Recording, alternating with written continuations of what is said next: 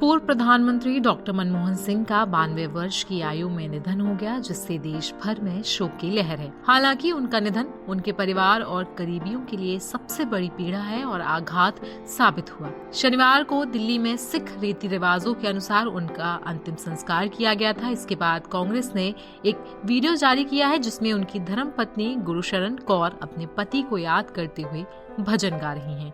इस वीडियो में वो आशा भोसले द्वारा गाए गए एक भजन को प्रस्तुत करती हैं, जिसका कैप्शन था, दिवंगत प्रधानमंत्री डॉक्टर मनमोहन सिंह जी की पत्नी गुरशरण कौर उनके याद में कीर्तन करती हुई। इस भजन में डॉक्टर मनमोहन सिंह की पत्नी कहती हैं, मेरे साहिब तू मैं माण निमानी तू मैं माण। आइए आपको दिखा देते हैं कितनी भावुक होकर मनमोहन सिंह की पत्नी कीर्तन में लगी हुई हैं।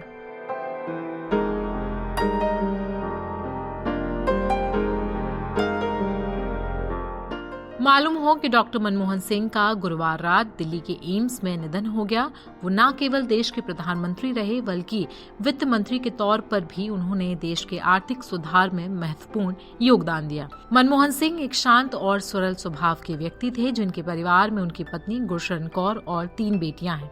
उनके अंतिम दिनों में उनका परिवार, खासकर उनकी पत्नी और बच्चों ने उनका पूरा ध्यान रखा। बता दें कि गुवाहाटी से मनमोहन सिंह ने अपने राजनीतिक करियर की शुरुआत की थी। 1991 में जब तत्कालीन प्रधानमंत्री पीवी नरसिम्हा राव ने उन्हें अपना वित्त मंत्री चुना, तो डॉक्टर मनमोहन सिंह असम से राज्यसभा सांसद बने।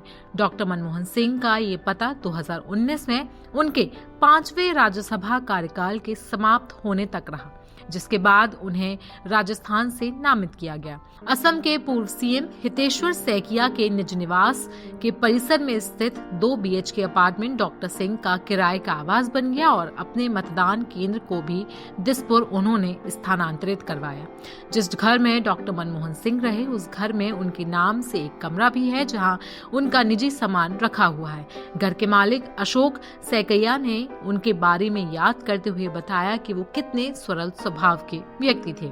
डॉक्टर मनमोहन सिंह को याद करते हुए घर के मालिक क्या कुछ बता रहे हैं, हम आपको वो भी सुनवा देते हैं। 91 से जब से वो यहाँ से फाइनेंस मिनिस्टर, मतलब असम की राज्यसभा से MP होने के बाद में पीवी नरसिम्हा राव जी की गवर्नमेंट में फाइनेंस मिनिस्टर हुआ पहली बार, तब से भारत का एक मॉडर्न इंडिया का जो उन्होंने दिया पॉलिसी बना के, आज पूरी दुनिया में भारत के नाम इसी कारण से जाना जाते हैं, लिबरलाइज पॉलिसी के कारण से। और हमारे साथ में, हमारे परिवार के साथ में, पिताजी के साथ में उनके तो एक मधुर संपर्क रहा, सबको मालूम है, आपको सबको मालूम है। तो उनके जाने के, देहांत के खबर से हम लोग बहुत ही दुख में हैं।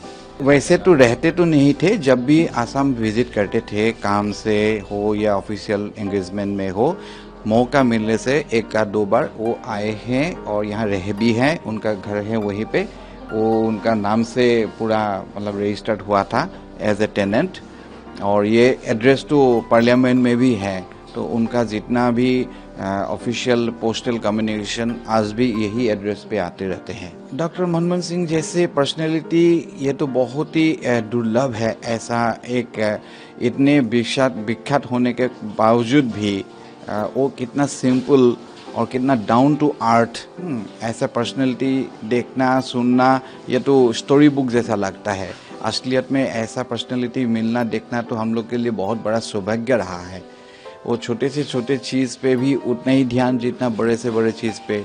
कोई बड़ा आदमी, छोटा आदमी उनके सामने बराबर है। ड्राइवर से लेके पियन तक भी वो यहाँ से जब निकल जाते थे, सबको नमस्कार करके जाते थे। आने के टाइम में भी सबको नमस्कार करते थे। ऐसा दुर्लभ व्यक्तित्व के लोग तो मिलना ही मुश्किल है।